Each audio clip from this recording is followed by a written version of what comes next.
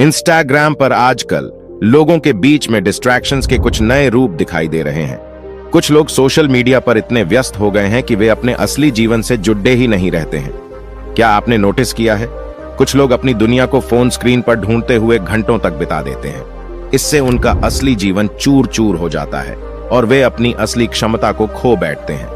यह डिस्ट्रैक्शन इतनी तेजी से फैल रहा है कि लोगों के बीच रियल टाइम कॉन्वर्सेशंस और व्यक्तिगत मिलन कम होता जा रहा है।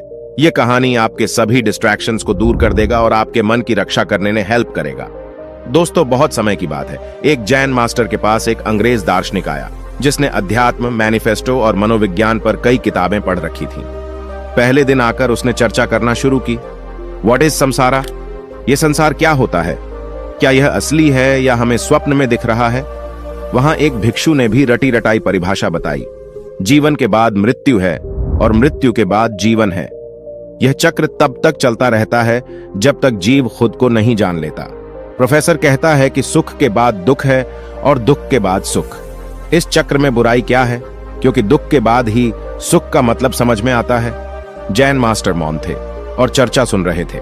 इतने में आश्रम के बाहर कोलाहल सुनाई दिया तो सब लोग कौतूहलवश बाहर गए और देखा कि हाथी घोड़ों से सजी हुई राजा की सवारी निकल रही थी। जैन मास्टर, भिक्षु और अंग्रेज कमरे में रुके थे। जैन मास्टर ने कहा, देखो, यह है संसार की वास्तविक परिभाषा।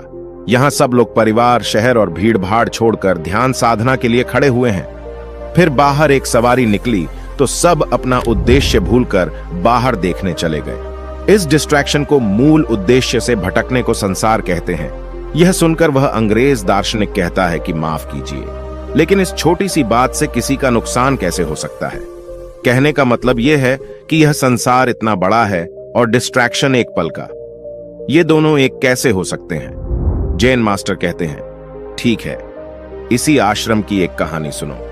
आज से 30 साल पहले इस आश्रम में एक हेड मास्टर हुआ करते थे। वह हमेशा मौन रहते। एक दिन जैन मास्टर ने तुरंत आश्रम के सबसे कमजोर शिष्य यानी मुझको बुलाया और धीमी आवाज में मेरे कान में फुसफुसाकर कहा, मेरे जाने का वक्त आ गया है। अब तुम इस आश्रम की जिम्मेदारी संभालना और कभी भी खुद पर बिल्ली की परछाई मत पड़ने देना।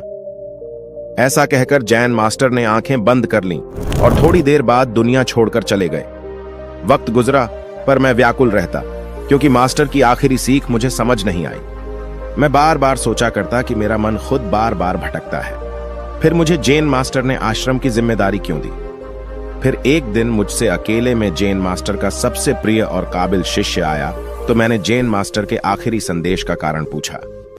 तब मिलने आए भिक्षु ने कहा कि जैन मास्टर की सीख में गहरा रहस्य है। मैं तुमको इसकी कहानी सुनाता हूं। हमारे जैन मास्टर बचपन से ही तीक्ष्ण बुद्धि के बालक थे। जब बड़े हुए तो एकांत में कुटिया बनाकर तपस्या करने लगे। दिन में एक बार गांव जाकर भिक्षा मांगते और दिन भर ध्यान में रहते। धीरे धीरे जैन मास्टर की ख्याति आसपास के इलाकों में फैल गई।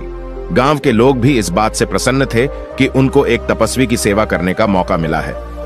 एक दिन गांव का एक आदमी अपने साथ दिल्ली ले आया और मास्टर से बोला कि आपकी कुटिया के आसपास बहुत चूहे हो गए हैं जो आपके कपड़े और खाने का सामान खराब करते हैं, इसलिए बिल्ली को रख लीजिए।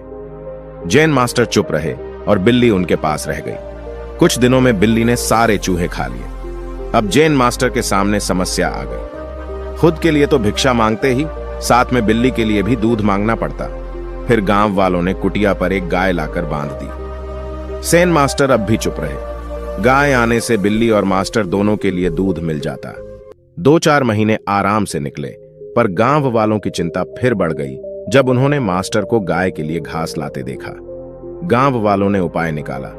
सबने मिलकर विचार किया और गांव में रहने वाली विधवा महिला को गाय के लिए चारा लाने और अनाज उगाने की जिम्मेदारी सौंप दी। जैन मास्टर को थोड़ा असहज महसूस हुआ, पर वह अब भी कुछ नहीं बोले। महिला कुटिया के पास रहने लगी और उसने सारी जिम्मेदारियों को अच्छे से संभाल लिया। धीरे धीरे इस महिला के मन में जैन मास्टर के लिए प्रेम पैदा हो गया। जैन मास्टर के मन में भी महिला के प्रति सहानुभूति थी। एक रात तेज बारिश के दौरान महिला जैन मास्टर के पास आई और बोली, पानी रिसने से कमरा गीला हो गया है। जैन मास्टर ने महिला को कमरे के अंदर बैठाया और खुद बाहर खड़े हो गए। जैन मास्टर तो महिला का चेहरा पढ़कर ही समझ गए थे कि उसके मन में क्या इच्छाएं हैं। उन्हें तत्काल महसूस हुआ कि जो खेल बिल्ली से शुरू हुआ था वह उन्हें उसी दुनिया में वापस खींच लेगा जिसे जैन मास्टर पार करना चाहते थे।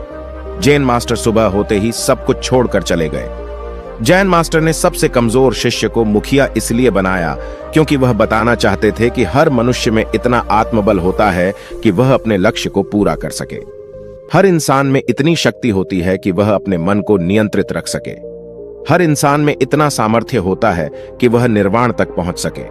बस उसे बिना किसी परछाई पर ध्यान दिए सीधे चलते जाना है। गौतम बुद्ध कहते हैं, जीवन केवल इस पल में हो रहा है। इस पल के खोने से जीवन भी खो जाएगा।